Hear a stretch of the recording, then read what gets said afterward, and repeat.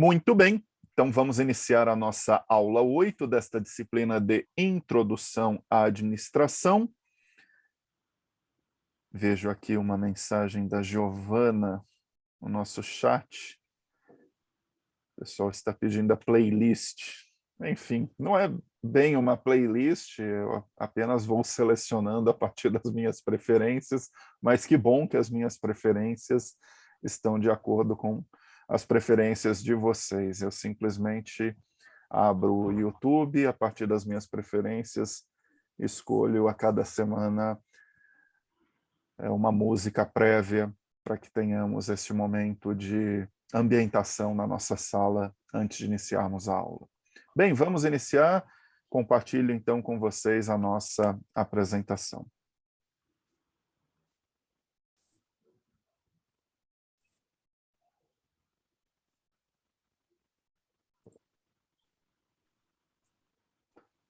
Então, novamente, bom dia a todos e todas, ou a vocês, bom dia, boa tarde ou boa noite, que estão acompanhando esta aula a partir da gravação a qualquer instante, diferente dos colegas que estão ao vivo neste momento, manhã de sexta-feira. Peço a todos que mantenham, como sempre, os microfones desligados para não termos interferência no áudio e prosseguimos com o conteúdo desta aula. Deixa eu fazer a verificação antes, porém, dos microfones.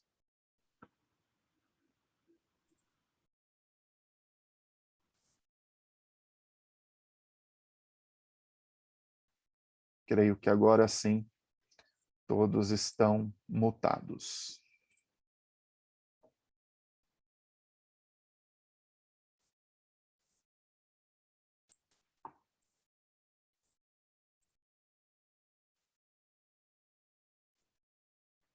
Hoje vamos ministrar a aula 8 desta disciplina de Introdução à Administração, que segundo o nosso cronograma, hoje 8 de outubro, aula 8, nós vamos abordar a última escola do enfoque clássico da administração, intitulada Escola de Relações Humanas.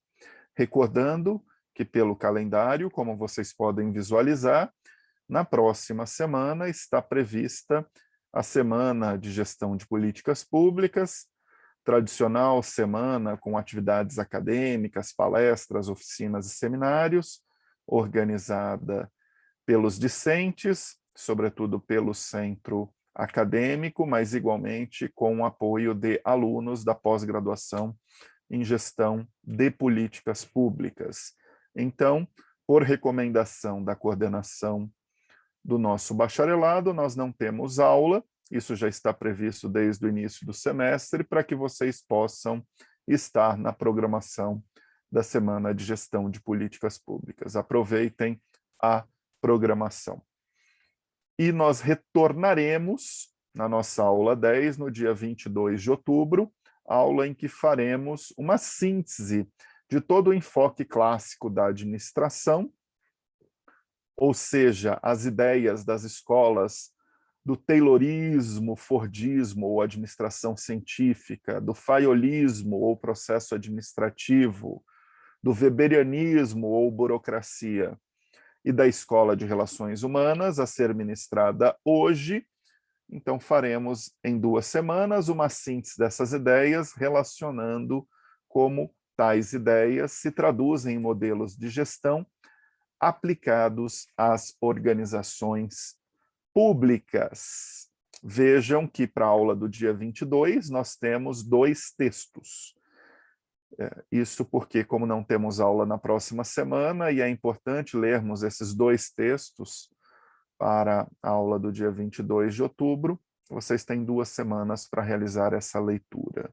O texto do livro do Morgan, capítulo 2, e o texto do livro do Denhard, capítulo 3. Mas antes desta síntese, temos que compreender o que é a Escola de Relações Humanas, e trabalharemos essa escola em instantes, a partir das ideias apresentadas no capítulo 2 do livro do professor Fernando Prestes Mota, Em Memória, e da professora Isabela Vasconcelos. Veja que nós alteramos o livro-texto para a aula de hoje. Nas últimas 3 aulas, nós utilizamos textos do livro do professor Amaru Maximiano e hoje vamos utilizar esse texto do livro de Mota e Vasconcelos.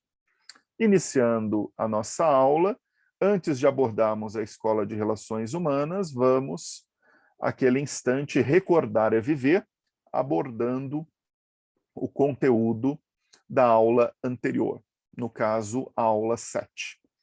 Na aula 7, nós tratamos a escola da burocracia, ou estudo da burocracia, ou weberianismo, enfim, os nomes variam, recordando que essa é uma escola fundamental para a administração e gestão pública, uma vez que as ideias weberianas do poder de dominação ou autoridade burocrático se traduziram no decorrer do século XX em um sistema social e modelo de gestão que foi utilizado para o processo de profissionalização da administração pública, dando origem ao modelo de gestão burocrático. Vamos, então, recordar o que foi tratado na aula anterior sobre essa escola.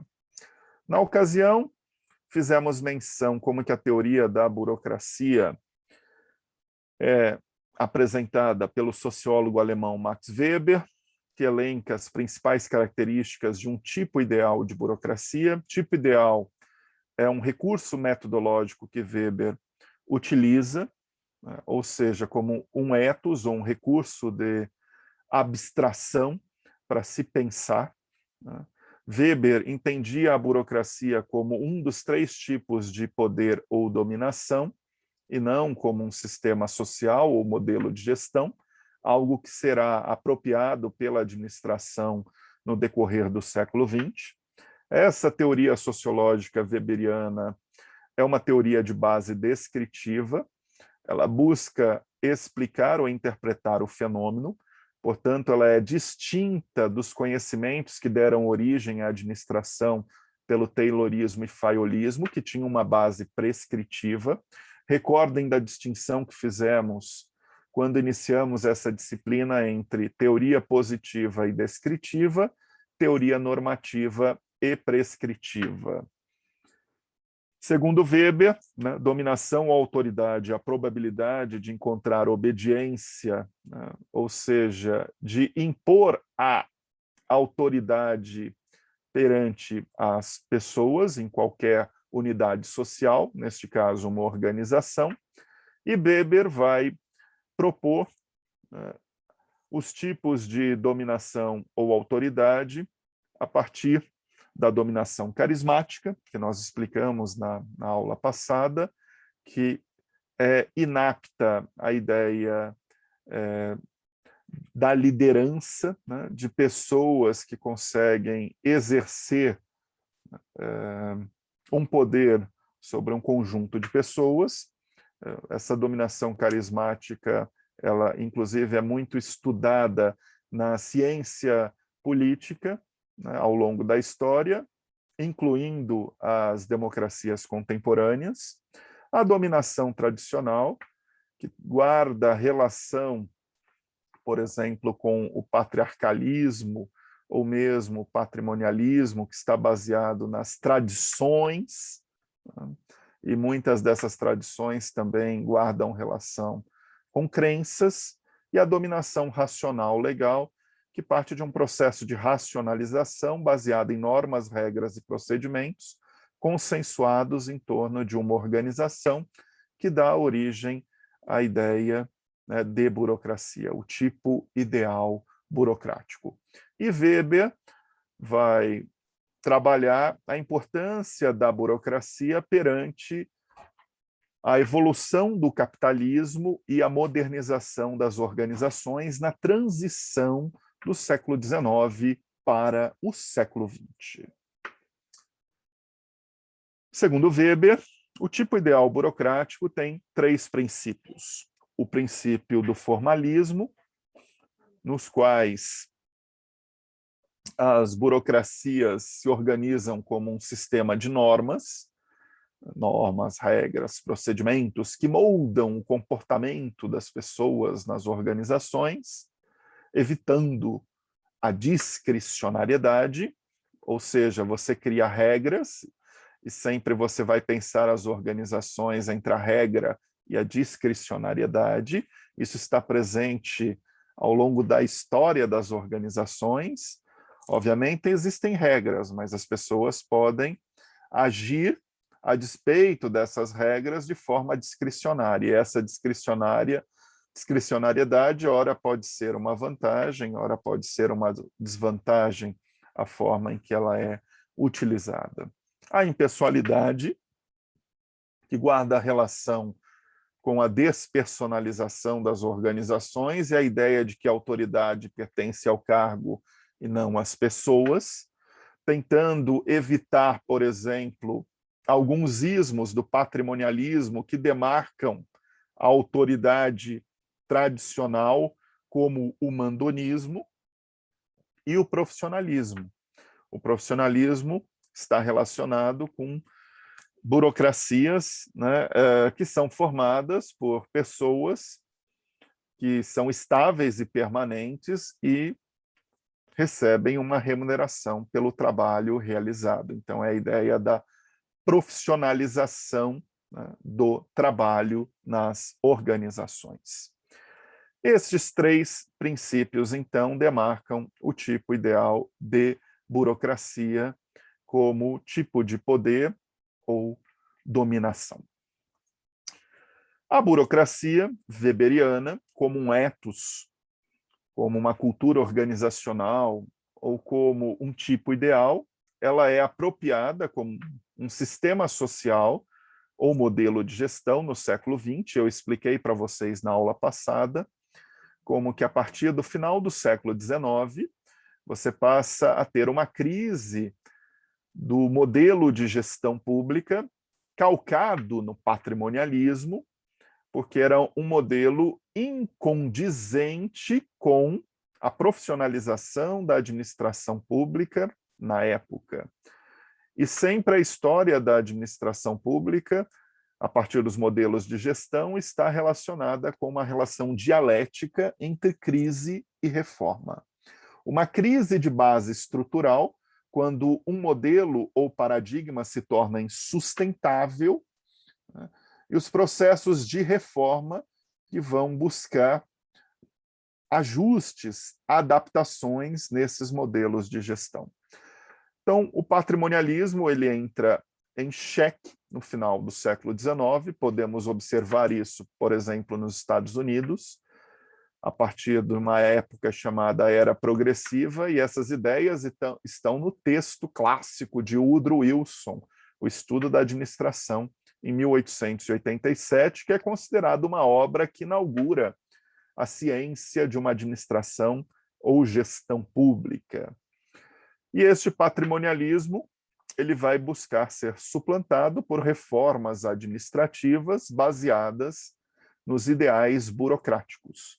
Tanto que a ideia de profissionalização da administração pública desde o final do século XIX até o final do século XX é a implantação do modelo burocrático, como nós estamos ilustrando, adicionada ao design de uma gestão administrativa estruturalista funcional.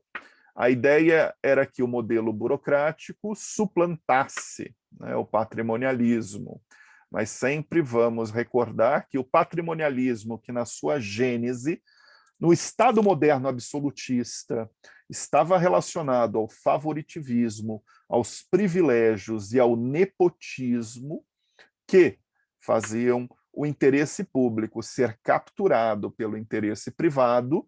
No decorrer do século XX, ele é ressignificado, né, por outras formas de nepotismo, para além do nepotismo linear, o nepotismo cruzado, e até um nepotismo complexo, que você só consegue identificar a partir de análise de redes sociais, o coronelismo, né, que é um fenômeno que está presente na República Velha, muito bem descrito e analisado numa obra do Vitor Nunes Leal, Coronelismo, Enxada e Voto, o clientelismo, que emerge durante o Estado varguista e também está muito bem descrito e analisado na obra Gramáticas Políticas do Brasil, do Edson Nunes.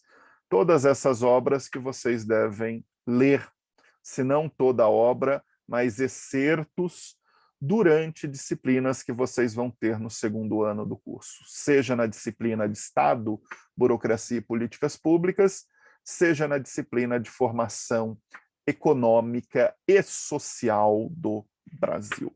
Sempre recordando que essas reformas administrativas, elas não suplantam todo o patrimonialismo, elas podem dirimir a incidência do patrimonialismo, mas o patrimonialismo, que está numa base sociocultural, ele vai se ressignificando na administração pública a partir de diferentes ismos. E muitas vezes a convivência de um modelo burocrático, cuja implementação é gradual e, portanto, o modelo é incompleto, com uma base sociocultural patrimonialista que foi sendo ressignificada, quando você tem a justa posição ou imbricação desses dois fenômenos, ou seja, de um modelo burocrático incompleto com uma base social patrimonialista, você potencializa os resultados indesejáveis ou imprevistos do modelo burocrático. E esses resultados indesejáveis ou imprevistos nós chamamos de disfunções burocráticas. Elas foram identificadas pela primeira vez na literatura em meados do século XX, a partir de autores como Robert Merton, entre outros, que estão citados no capítulo utilizado na última aula. E esses autores vão demonstrar como que, muitas vezes, o modelo burocrático ele tem um resultado imprevisto, que, obviamente, foi se tornando previsto ao longo do tempo, uma vez que está identificado na literatura, mas que é igualmente indesejável. Ou seja, o resultado alcançado é a antítese daquilo que se pretende com a burocratização. Lembrando que a ideia de disfunção burocrática é a ideia de senso comum de burocracia, ou seja, de uma ideia pejorativa da burocracia, quando pessoas que não estão na academia e, portanto, não têm o nosso jargão da administração pública, pensam em burocracia, elas pensam nas disfunções burocráticas, entre as quais a internalização das normas, quando normas se tornam um fim em si mesmas, o excesso, né, de formalismo, dando origem a muitos processos que não criam valor a partir da documentação, ou mesmo processos de intermediação. Pensem no caso brasileiro, o cartorialismo, né? A resistência às mudanças, uma vez que o modelo burocrático é um modelo que busca a estabilidade, a permanência, o status quo. Portanto, ele cria limites às mudanças organizacionais. A ideia, né, de alguns sinais de autoridade, né, que muitas vezes levam a um processo de distinção nas organizações, a dificuldade com usuários, porque você acaba tendo uma abordagem de sistema fechado hermética que distancia a organização das necessidades e expectativas, no caso da administração pública, do cidadão. São exemplos de disfunções burocráticas que, se nós pararmos para pensar, nós podemos ilustrar basicamente pensando a nossa posição como cidadão, ou mesmo especialistas que estamos nos tornando, no caso vocês, como estudantes de gestão de políticas públicas, que, ao observarem organizações públicas ou políticas públicas, se deparam com processo decisório lento, falta de padrão mínimo na prestação de serviço público, com muita variabilidade, apego exagerado às normas, né, gestão reativa, e muitas vezes dentro de uma metáfora de apagar incêndio, né, clima organizacional, que é a percepção do trabalhador em relação ao ambiente de trabalho deteriorado, descontinuidades de ações, descomprometimento, favorecimento e assim por diante. Muito bem. E eu quero terminar esta revisão com uma pergunta que surgiu no final da última aula, não havia tempo de responder.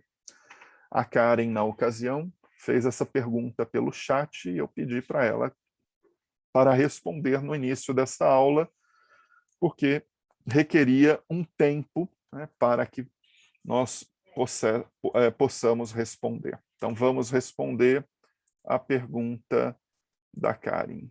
Na ocasião, ela disse: professor, eu fiquei confusa numa passagem do texto, sempre recordando que nós não exploramos durante a aula todo o texto, mas fiquem muito à vontade para perguntar quando surgirem dúvidas. Então, é na parte em que está sendo descrita, né, a estrutura dupla de obediência do Etisione, né, dentro da relação que ele trabalha entre envolvimento, e ele considera envolvimento como sinônimo de conformidade e poder. E ela vai dizer que ela entendeu muito bem a ideia do Etisione, que é um autor estruturalista, que vai dizer que as burocracias, elas não são universais e homogêneas, elas têm distinção a partir de diferentes formas de poder na organização. E o autor, então, divide essas diferentes formas de poder, que são, né, o poder coercitivo, o poder utilitário e o poder normativo. E, além disso, o autor vai além no texto dele. Ele vai fazer uma combinação entre esses três tipos de poder para explicar, né, esta duplicidade em algumas organizações. Então, antes de me referir a essa duplicidade, deixa eu explicar para vocês o conceito, né, trabalhado pelo Etisione. Eu vou descompartilhar.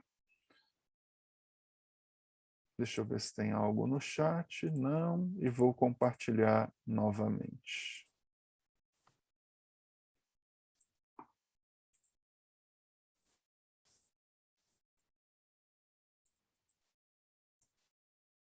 Então, vamos a uma resposta gráfica que nos ajuda a compreender as ideias do Etisione. Vejam esse gráfico. Esse gráfico é uma forma de relacionar as ideias de poder de Etisione. Etisione trabalha poder a partir da ideia de formas de imposição, né, da autoridade na organização. Como que a organização envolve os seus membros, né? Lembrando que a ideia de envolvimento, neste caso, é sinônimo de conformidade. Ou seja, como que os membros de uma organização aceitam, né, a autoridade, ou seja, se conformam com a autoridade nesta organização. Sempre se referindo à ideia de Weber, né, que poder é a capacidade de exercer a autoridade. Para Weber, este poder baseado numa dominação racional legal, né, a autoridade se refere a normas, regras e procedimentos. Então, para o Etisione, a partir de uma observação de diferentes organizações, ele vai dizer que há três formas de poder. Um poder, né, coercivo, né, também podemos chamar de coercitivo, tá? Inclusive a palavra coerção, né, está muito presente na abordagem do institucionalismo sociológico, né? às vezes com um significado diferente, de geração até de constrangimento, e eu já posso explicar isso para vocês na atualidade. Pensem, por exemplo, a Federação Brasileira. Como que na Federação Brasileira, às vezes, regras são institucionalizadas nos municípios a partir de um sistema coercitivo, ou seja, se você não adotar, você vai sofrer sanções. Essa é uma ideia, né, de coerção na contemporaneidade, ou seja, se o município não fizer ajustes nas suas finanças públicas, ele não vai ter o financiamento de um determinado fundo de política pública. Então, por isso, você vai gerando um processo de ajustamento. Mas, enfim, na origem, Etzioni não está trabalhando com isso, mas é só para vocês verem a forma em que essas ideias vão sendo apropriadas ao longo do tempo na análise organizacional. Para o Etzioni, então, há 3 tipos básicos de poder que estão nesta ilustração. E lembrando que o poder são os meios empregados, né, para a aplicação da autoridade, que podem ser meios físicos, materiais ou simbólicos.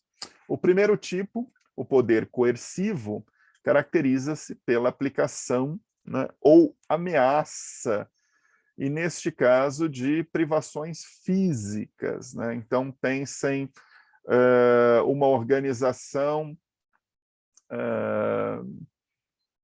eu posso parar e pensar na atualidade, pensem na área de segurança pública, assistência socioeducativa de internos na Fundação Casa, né?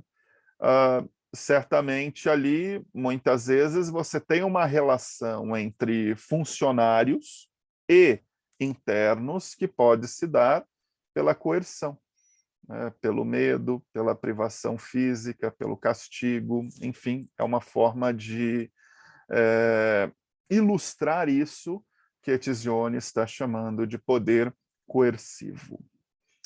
O poder remunerativo, e neste caso, muitas vezes, você tem uma ideia de alienação no processo de envolvimento, né? Ou seja, os membros acabam, obviamente, aceitando essas condições.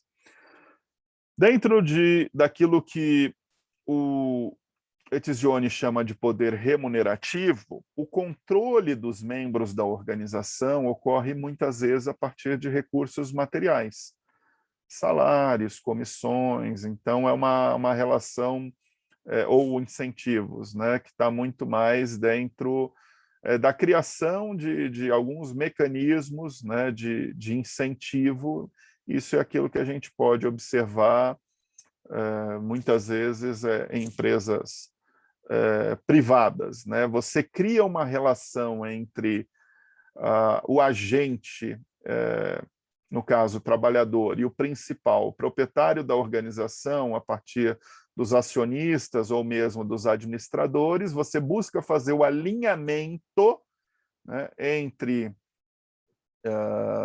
trabalhador, no caso, os membros, e gestores, né, e proprietários a partir, né, de incentivos, né? E, por fim, aquilo que o Etzioni chama de poder normativo, né? E que está muito apoiado em recompensas simbólicas ou em processos de persuasão, que já são organizações que têm uma base mais orgânica, às vezes até por uma relação que os membros têm com a organização a partir de um conjunto de valores que estão dados, né? Pensem, por exemplo, numa organização que tem muitos voluntários trabalhando, ou pense na igreja como organização, ou pense em um partido político como organização, né? Neste caso, Etzioni chama isso de um poder normativo, cujo envolvimento ou conformidade com a autoridade está dentro de uma base moral de recompensas simbólicas, valores e persuasão. Muito bem. Agora vamos voltar à pergunta da Karen. quando ela diz, né, que o próprio Etzioni vai fazer uma combinação, né, entre esses poderes. Por exemplo, a relação entre poder normativo e coercitivo em organizações de combate. Pense organizações, neste caso, militares. Organizações militares tentam trabalhar sempre a partir de recompensas simbólicas, morais, valores. A ideia, por exemplo, do patriotismo, né? Isso está presente na formação de um ethos organizacional, mas, ao mesmo tempo, são organizações que você vê uma clara distinção a partir da disciplina entre os diferentes níveis hierárquicos. E, a partir dessa relação entre diferentes níveis hierárquicos, com base na disciplina, você acaba gerando coerção, né? Que, por exemplo, uma desobediência a uma determinada ordem de um superior pode gerar um processo de uma privação física, a partir da prisão, né? Enfim, então, se um soldado ou cabo desacatar um sargento ou um tenente, isso pode ser passível de punição, porque são organizações onde a disciplina deve moldar, né, o processo relacional, né, baseado na unidade de comando, e muitas vezes você tem a coerção nesse sentido. Ou a combinação de poder normativo e utilitário em alguns sindicatos, né? Obviamente, em um sindicato de trabalhadores, a relação que as pessoas têm ali não é meramente uma relação de recompensas simbólicas, de valores. Muitas vezes você tem também incentivos econômicos para as pessoas participarem. Por exemplo, pense em partidos políticos igualmente. Tem pessoas que participam de partido político, obviamente, a partir de uma crença na ideia, do ponto de vista da orientação política e ideológica de um partido. Tem pessoas que participam de partidos políticos a partir de uma possível recompensa que podem ter material dessa participação, a partir da obtenção de um cargo público, por exemplo. Então, você tem uma relação aqui entre o poder normativo e o poder utilitário num sindicato, em um partido político, ou a combinação de um poder utilitário, mas também coercitivo em algumas empresas, que no caso Etzioni vai ilustrar como propriedades rurais que operam no sistema de semi-escravidão, ou podemos, no caso brasileiro, pensar o tratamento que se dispensa em muitas famílias a empregados domésticos, e vejam denúncias que vêm surgindo cada vez mais nos meios de comunicação, que é onde você tem essa relação entre o poder utilitário, obviamente com a presença de alguma recompensa material, mas muitas vezes dentro de uma relação coercitiva dada pelo medo, né, ou por um mandonismo na relação entre patrão e empregado. Isso são formas, então, de ilustrar essa análise que o Etzioni faz para demonstrar a variação de modelos burocráticos a partir das variações do tipo de poder. Muito bem. Espero, assim, ter respondido a dúvida da Karen. E antes, então, de prosseguirmos, vamos ver se vocês têm mais alguma dúvida, pergunta ou questão. Sim ou não?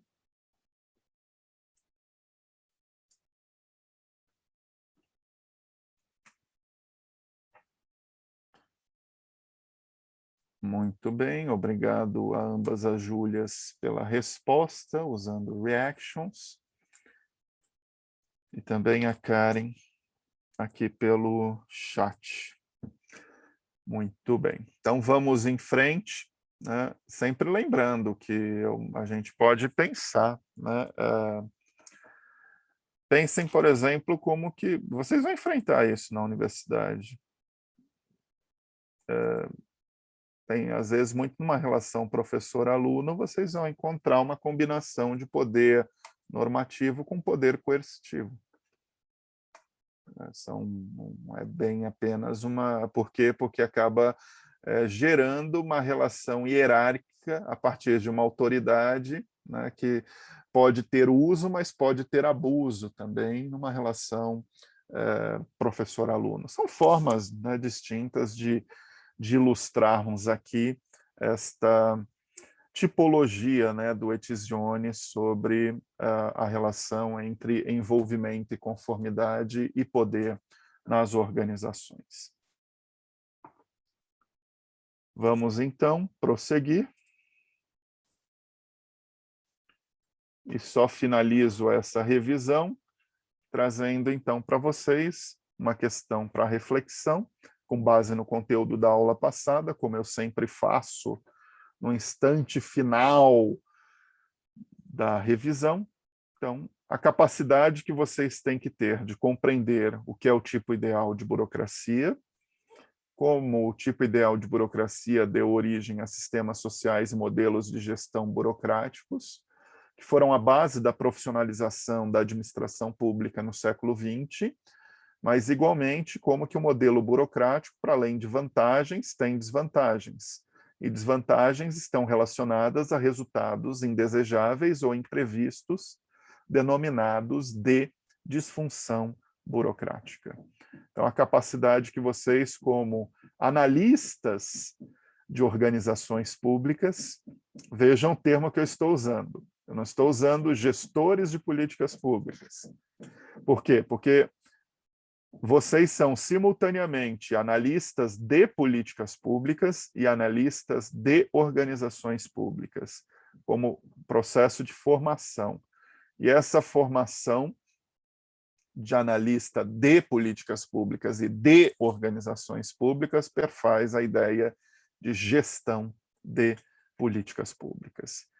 Então, por isso que conceitos como esse, né, são fundamentais na análise organizacional no setor público, como é a disfunção burocrática, né? Então, a capacidade de vocês visualizarem disfunções burocráticas em diferentes organizações ou políticas públicas. Essa é a reflexão que eu deixo referente à aula 7.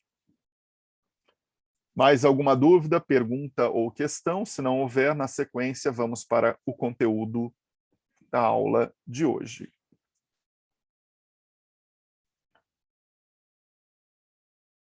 Muito bem, então, nenhuma manifestação aqui, exceto Júlia e Karen. Bárbara, obrigado. Vamos para o conteúdo da aula de hoje.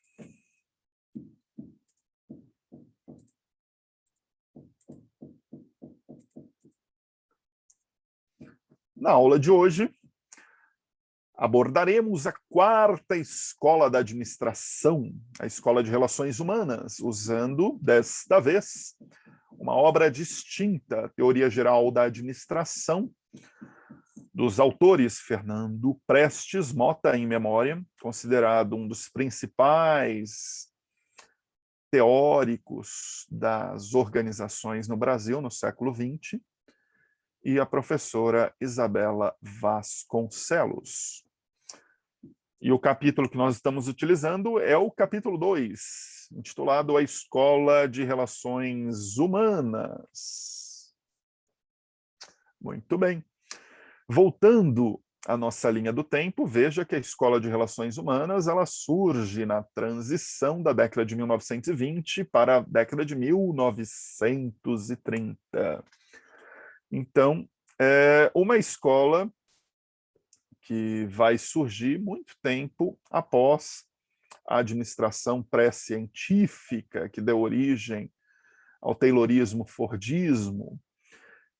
É uma escola que, como as demais, por estar na abordagem clássica, trata as organizações pela sua dimensão intra-organizacional, como um sistema fechado, mas altera a abordagem de estudar as organizações a partir da organização formal, que está nas estruturas e nas funcionalidades, para a organização informal.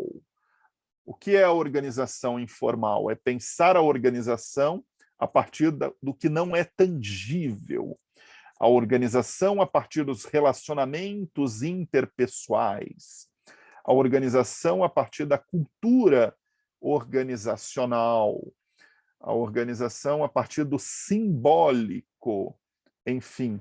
Então, nós não estamos tratando agora a organização a partir da sua materialidade física, expressa nas suas estruturas, organogramas, fluxogramas, processos produtivos, mas vamos discutir a organização a partir dos relacionamentos e dos comportamentos que demarcam ideias como liderança, motivação, engajamento, necessidades sociais, equipe de trabalho e assim por diante. Muito bem. Quem fez a leitura do texto compreende muito bem esta descrição que eu estou fazendo de uma transição de uma organização formal, que foi o foco da administração científica, da burocracia e do processo administrativo, para uma organização informal, que é o foco da Escola de Relações Humanas. O que eu estou querendo dizer, vocês podem observar a partir deste slide. Esse slide recupera ideias que foram trabalhadas em aulas anteriores.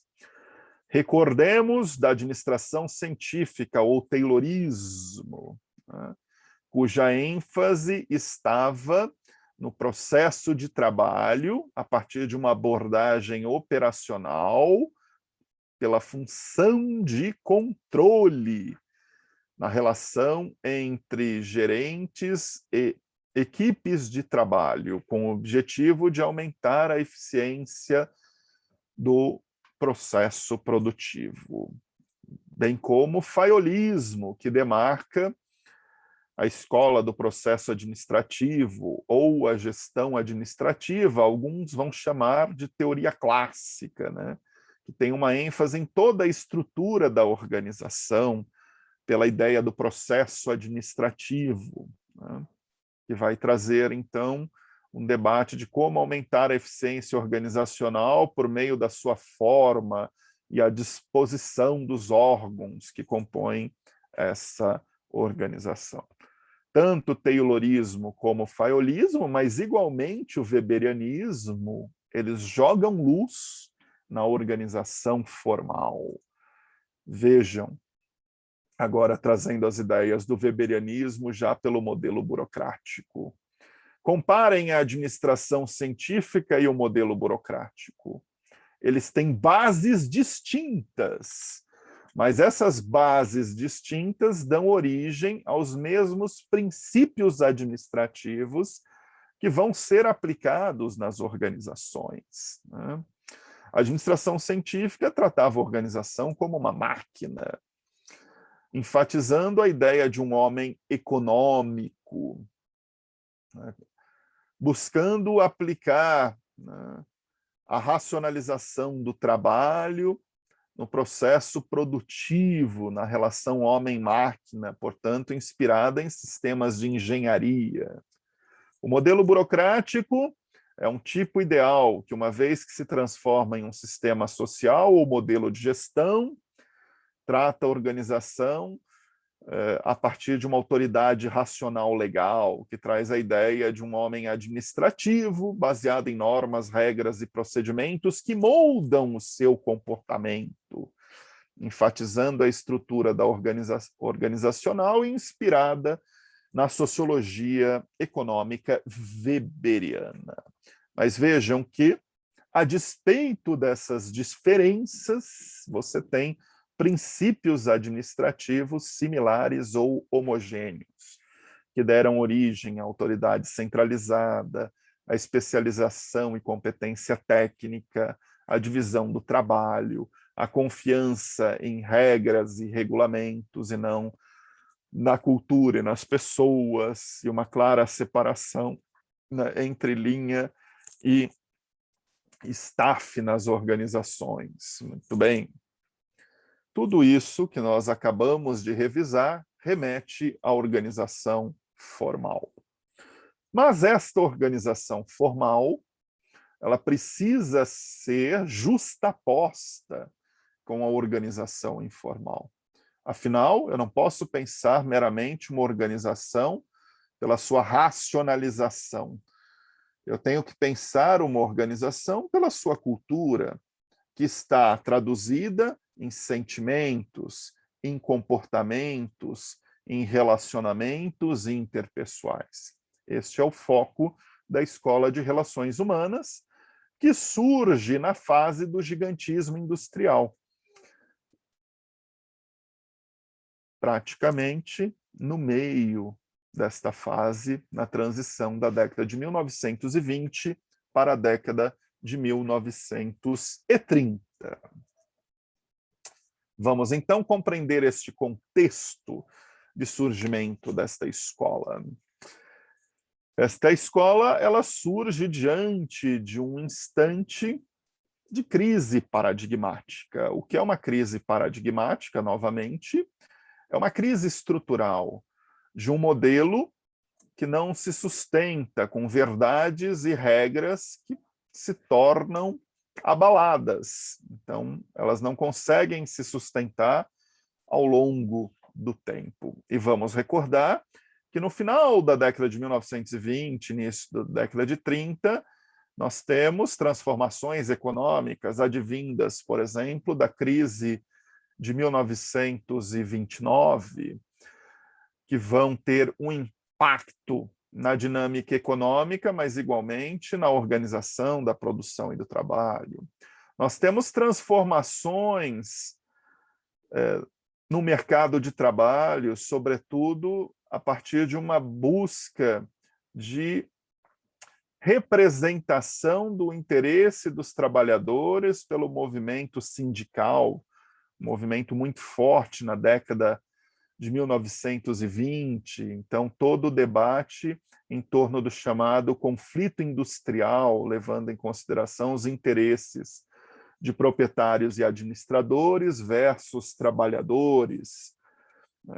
Nós temos um momento em que a psicologia social passa a ser aplicada às organizações para compreender o comportamento humano, compreendendo que, muitas vezes, observar pessoas tão somente pelo modelo de homem econômico, que respondem a incentivos econômicos, é limitante. Pessoas têm sentimentos, necessidades sociais e de pertencimento. Então, como pensar a motivação para além de incentivos utilitários, né, baseado em recursos materiais. Enfim, tudo isso está nesta crise paradigmática da década de 1920, que se coaduna com a aplicação dos chamados estudos comportamentais na administração, que tem diversas contribuições, mas a principal contribuição, nesse instante, é da psicologia social, que passa a ser chamada de psicologia organizacional, uma vez que é aplicada às organizações. A ideia principal, né, dessa escola é que o ser humano não é plenamente previsível e controlável, como se acreditava no taylorismo-fayolismo. O taylorismo-fayolismo acredita que você pode fazer um alinhamento entre empresa ou organização e trabalhadores a partir de normas, regras e procedimentos e incentivos econômicos, sempre sendo capaz de moldar o comportamento humano. E o que essa escola vai demonstrar é que não. Nós temos muita incerteza relacionada ao comportamento humano, seja individual, seja coletivo, nas organizações. E este comportamento, então, ele requer uma compreensão que vai dar origem à ideia de gestão dos recursos humanos. Por isso que a Escola de Relações Humanas ela vai trazer como foco as pessoas. Se o Taylorismo estava se voltado para a organização da produção e do trabalho, pela relação entre equipamentos e tecnologia com trabalhadores. Se o faiolismo estava voltado para a estrutura organizacional, agora nós temos uma escola que se volta para as pessoas, né, dentro desta abordagem comportamentalista. E essa escola, então, ela parte de duas críticas. Uma crítica à simplicidade da ideia ou noção do homem econômico, que estava presente no Taylorismo, né, e também dos limites do controle burocrático. Se acreditava que bastava algumas normas, regras, por uma função de controle, que você é capaz de controlar as pessoas nas organizações. Então, considerando essas críticas, você vai ter o desenvolvimento da Escola de Relações Humanas, que é uma escola que tem toda uma base também empírica no início, relacionada com a observação que pesquisadores, né, e consultores, né, faziam nas organizações. Os principais autores desta escola são três. Mary Parker Follett, que vai trabalhar a ideia da solução do conflito industrial e vai mostrar como que muitas vezes este conflito ele traz ineficiências para a organização e para as relações entre capital e trabalho, e vai mostrar que parte dessa solução passa por processos de mediação e intermediação entre capital e trabalho. George Elton Mayo, né, que é um professor da Universidade de Harvard, que vai conduzir um conjunto de experimentos, né, que inclusive são considerados a gênese da Escola de Relações Humanas, chamada Experiência de Hawthorne, e ele, em conjunto com a sua equipe, né, vai começar, então, a jogar foco no trabalhador, não como um apêndice da máquina, mas como um sujeito, né, dotado de senso de responsabilidade e solidariedade, né, a partir de relações humanas nas organizações, e tentar mostrar, então, que a produtividade ela é função da satisfação no trabalho, né, e que essa satisfação no trabalho ela depende da capacidade de você reconhecer um padrão social nas equipes de trabalho que muitas vezes não são convencionais, né? Enfim, nós já vamos discutir isso. E também Rotzlimberger e Dixon, que vão trabalhar um conceito muito importante na sua obra Organização e Trabalhadores, de 1939, que traz a ideia da organização como um sistema social, né, e não apenas como um sistema econômico, e joga luz nas dimensões sociais da organização, né? Quais são as dimensões sociais da organização? A organização como equipe de trabalho, a organização como senso de responsabilidade ou corresponsabilidade dos seus membros, a organização como a comunicação que ocorre entre as pessoas desta organização, e muitas vezes uma comunicação aqui não convencional, mas baseada nas relações humanas. Enfim, tem várias formas de pensarmos a organização como sistema social. Vamos, então, trabalhar a partir de ideias de alguns desses autores, mas, sobretudo, do Elton Mayo, a Escola de Relações Humanas. Então, a origem dessa escola, como eu adiantei, está no estudo de professores da Universidade de Harvard, conduzidos entre 1924 e 1932, em Hawthorne, nos Estados Unidos, né, e é o caso da Western Electric. E é um processo, né, de observação, e se vocês têm mais interesse, nós não temos tempo em aula, mas podem assistir este vídeo, cujo link, né, vai remeter à experiência de Hawthorne, né, que mostra, né, como que, até então, né, se o homem era visto como uma unidade produtiva isolada, independente, que com o Fordismo se tornou um apêndice da máquina, né, e cuja eficiência era estimulada, né, pelos princípios da administração científica, como que, a partir desta experiência de Hawthorne, se chega à conclusão que um simples processo de observação na organização pode moldar o comportamento humano, ou pode levar a um processo de solidariedade entre trabalhadores, independente, obviamente, de estímulos, mas que podem surgir a partir de um padrão de interação entre essas pessoas na organização. Tudo isso hoje é algo que se aproxima de uma platitude, mas na época não era, porque não tinha sido tratado, né, pela ciência da administração, porque a abordagem da administração científica e do faiolismo não jogava luz nessa dimensão.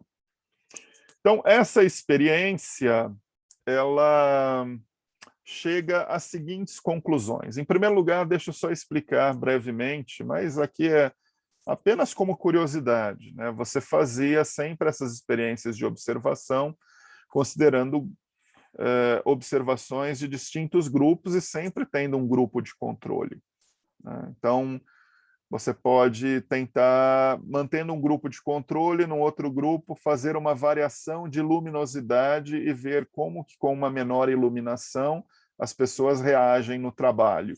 Enfim, são formas, né, que na época eram utilizadas, né? O processo de observação estava muito na base da gênese da administração por essa relação entre conhecimento e ação.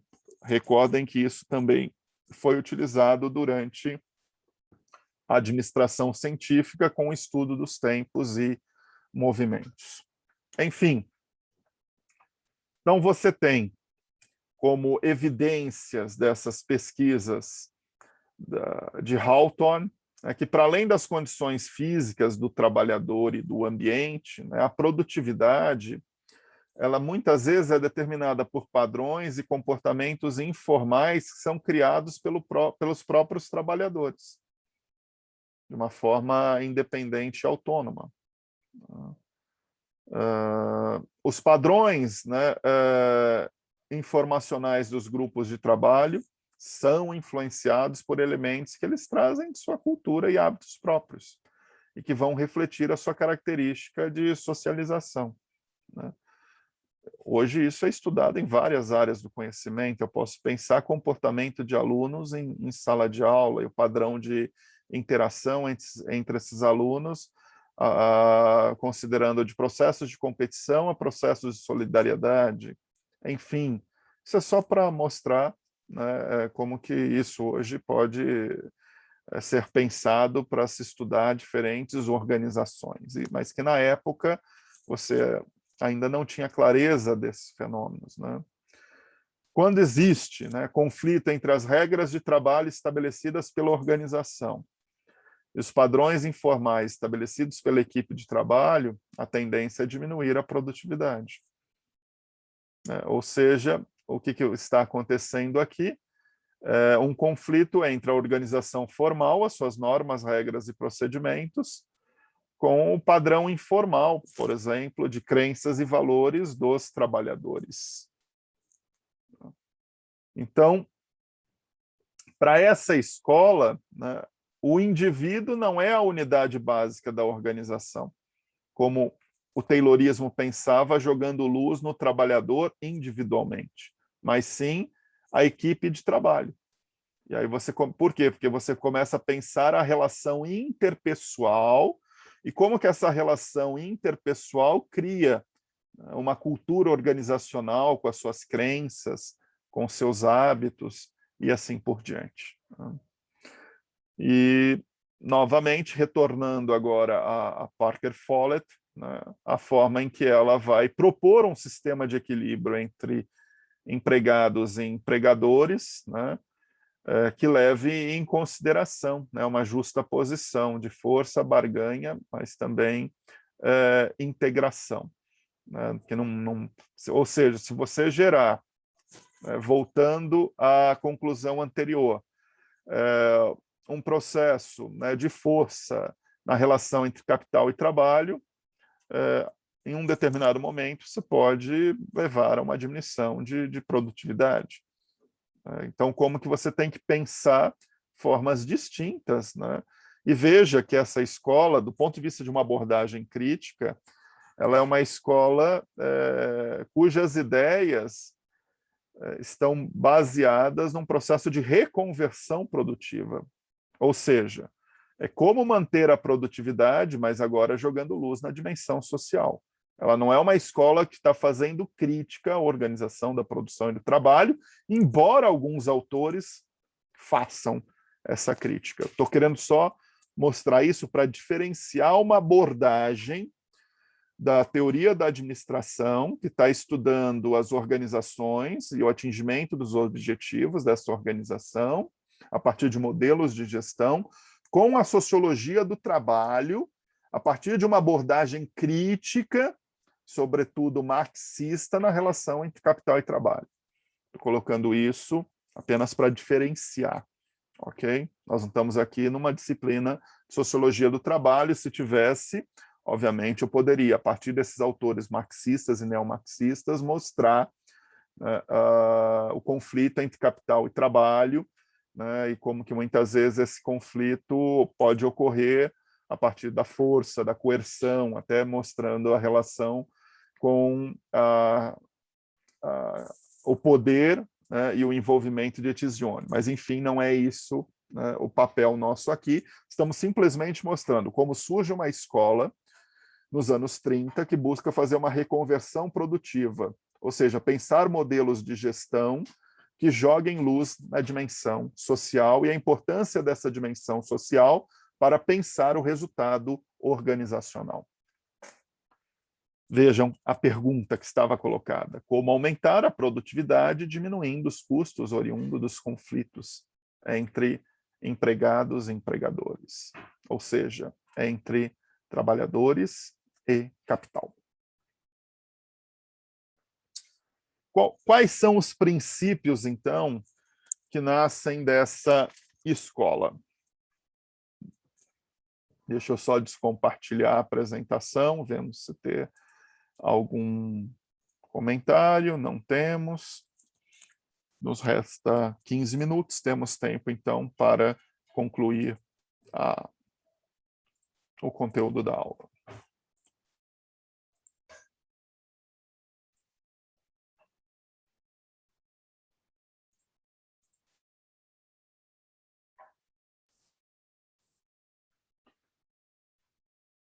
Os princípios, então, da Escola de Relações Humanas, a partir de um conjunto de estudos realizados por diversos autores, entre os quais esses três que nós destacamos, né?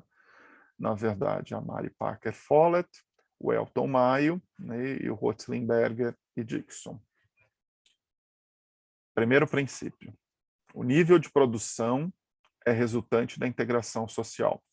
Ou seja, ao contrário do que afirmava a teoria clássica, né, o Taylorismo e o Fayolismo, a produtividade do indivíduo não depende da capacidade física.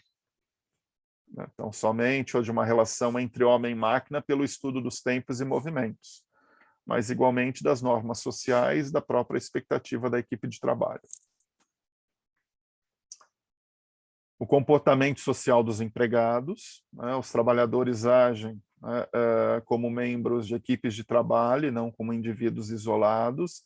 Eles criam, a partir das suas interações, uma socialização com determinados hábitos. Né. A importância de recompensas e sanções sociais, ou seja, você não está pensando apenas que o trabalhador responde a incentivos econômicos, ele também é um homem social, e como homem social, ele tem necessidades sociais.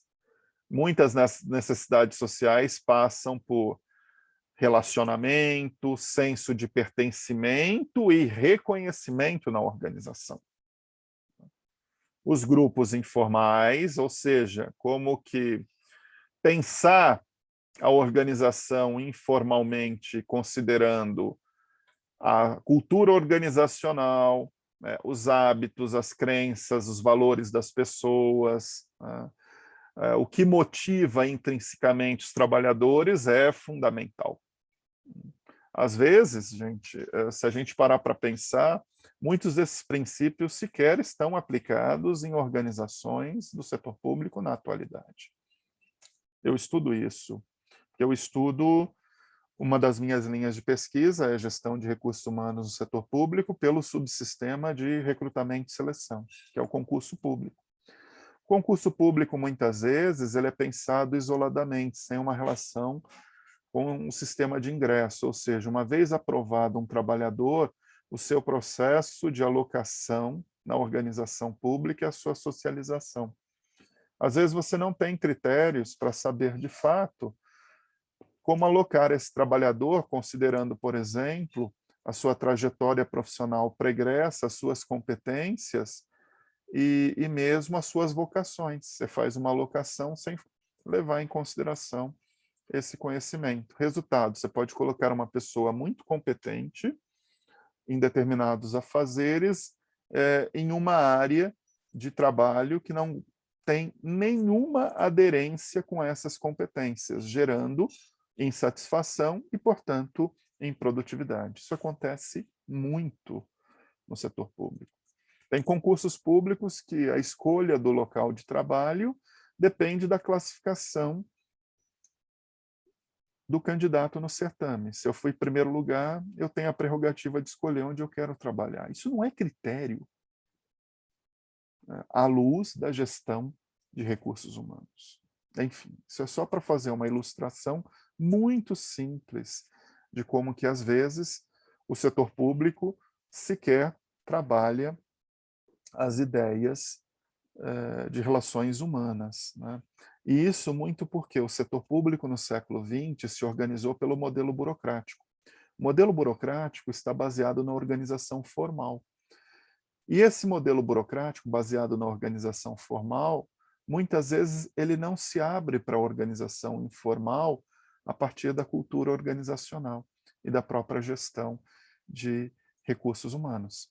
Veja que a ideia de recursos humanos no setor público muitas vezes é restrita às normas, regras e procedimentos. Se algum de vocês já está estagiando em algum órgão público ou é um profissional do setor público, parem e pensem qual é a imagem que vocês têm de um departamento de recursos humanos no setor público.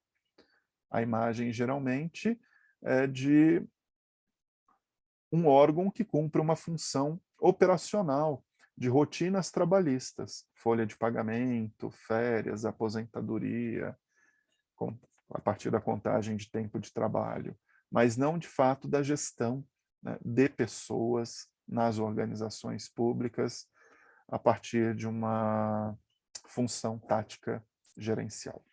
Muito bem. Prosseguindo, outros princípios, o próprio princípio de relações humanas, a forma em que pessoas compõem uma organização, estão sempre em interação social, né? As regras que surgem dessas interações influenciam o comportamento dos indivíduos, então a gente precisa compreender claramente as equipes de trabalho, quais são os comportamentos individuais e coletivos, quais são os sentimentos dos trabalhadores, como que isso está gerando hábitos e crenças, tudo isso é fundamental, isso não era observado pelas escolas pregressas da teoria clássica. A importância do conteúdo do cargo, como eu acabei de descrever para vocês, né? O cargo importa, e às vezes uma mesma pessoa ficar realizando o mesmo trabalho repetitivo eu simplista, vai diminuir a sua satisfação.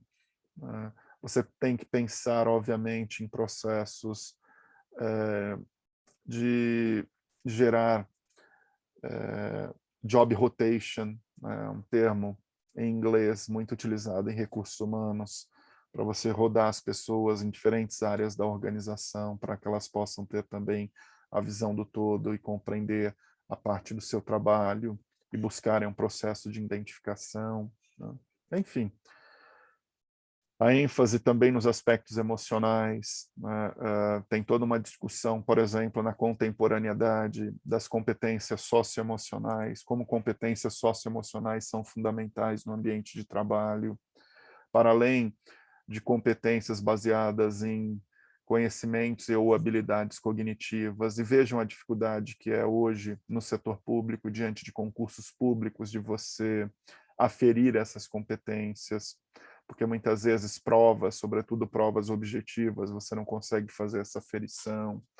Né? Como que processos seletivos, muitas vezes baseados apenas em provas objetivas de conhecimento, elas não estão, de fato, sendo capazes de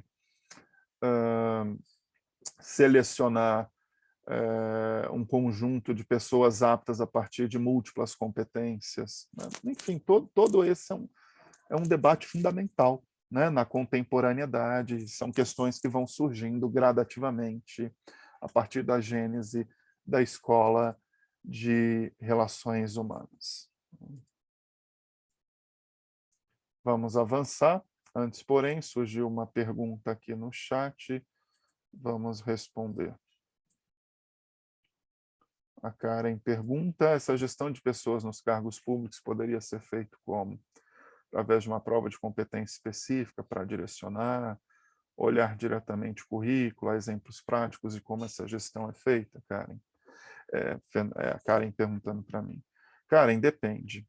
Veja, para os cargos efetivos, nós temos concursos públicos e 90% dos concursos públicos realizados no Brasil estão baseados em provas objetivas de uma única fase. Claro que tem concursos públicos que às vezes têm múltiplas fases, a depender do cargo, vai buscar avaliar outras aptidões. Então, tem concursos públicos que vão requerer prova física. Se você quer ser, por exemplo, um profissional da área de segurança pública, no caso, um policial militar, tem concursos públicos que vão requerer uma avaliação psicotécnica, tem concursos públicos que já vão utilizar provas de segunda fase baseadas em análise de caso, que não estão simplesmente mobilizando conhecimento simples, mas onde a pessoa precisa se posicionar diante de uma situação complexa. Tem concursos públicos que já têm uma fase, que a terceira fase é um curso de formação, que já põe a pessoa dentro de processos formativos justapostos com trabalho, até para se avaliar, né, essa pessoa dentro dessa relação entre formação e trabalho. Mas isso não é trivial se fazer no Brasil, por quê? Porque o concurso público, muitas vezes, ele tem um foco no tempo e no custo. Não se trata o concurso público como um processo estratégico, como deveria ser tratado. Afinal, uma vez que uma pessoa é aprovada pelo Instituto da Estabilidade, há uma tendência de permanecer toda a vida naquele cargo e organização. Mas nós temos algumas inovações e isso é parte de uma das minhas agendas de pesquisa, né, que é estudar as inovações nos processos de recrutamento e seleção em concursos públicos. E, igualmente, a gente tem um debate hoje sobre critérios de competência para a ocupação dos cargos de livre provimento, que são esses cargos de livre nomeação e exoneração. Enfim, eu posso aqui deixar um link para um dos últimos textos meus nessa área. Quem tiver interesse, creio que seja um texto que aprofunda muito esse debate. Vou colocar aqui o link para vocês no chat, quem tiver interesse. E no ano que vem, quando vocês forem ter a disciplina de gestão de recursos humanos, que será comigo, isso já foi definido, no 4º semestre, nós vamos aprofundar essa discussão. Então, eu estou colocando nesse instante o link para um dos últimos textos que eu escrevi sobre o assunto. E aí há uma outra pergunta. A Júlia, professor, tenho muita curiosidade nesse assunto de relações humanas, como você acredita que seriam formas melhores de avaliação no concurso público? Exatamente, é isso que a gente tem estudado, Júlia. Primeiro que nós hoje trabalhamos com uma base em recursos humanos não de qualificação, mas de competência. Qualificação é diferente de competência. Não cabe aqui fazer essa distinção, mas vocês vão estudar isso na disciplina de gestão de recursos humanos. E como que as competências, elas se subdividem? Nós usamos o acrônimo CHA. CHA, competências é um conjunto de conhecimentos, habilidades e atitudes.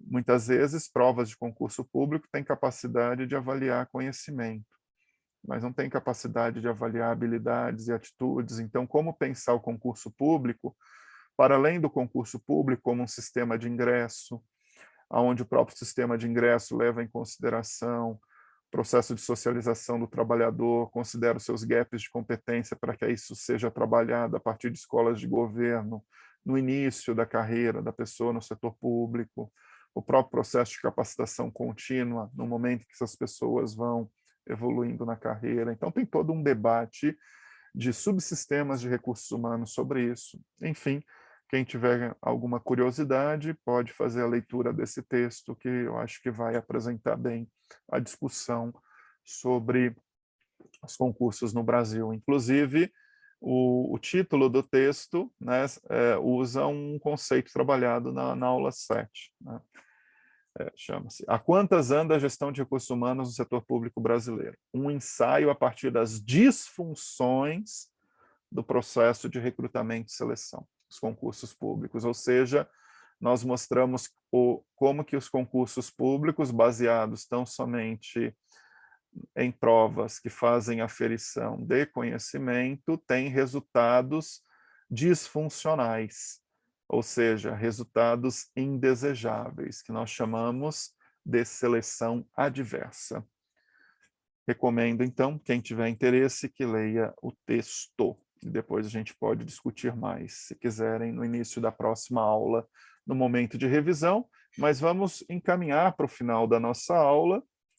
Peço a vocês apenas a atenção por mais 2 minutos, para que possamos trazer aqui o conteúdo que está nos slides finais.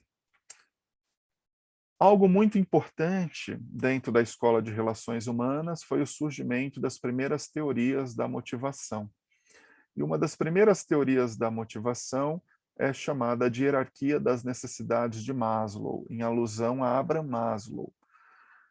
Maslow vai trabalhar as necessidades humanas dentro de diferentes níveis, que ele vai considerar a priori que a satisfação de uma necessidade superior depende da satisfação de uma necessidade inferior dentro dessa hierarquia. Algo que, ao longo do tempo, não vai ser comprovado empiricamente. Mas, enfim, não vem ao caso agora essa discussão. Mas qual é a importância dessa teoria da motivação? É jogar luz em necessidades humanas de base social, para além das necessidades econômicas que se relacionam às necessidades fisiológicas e de segurança.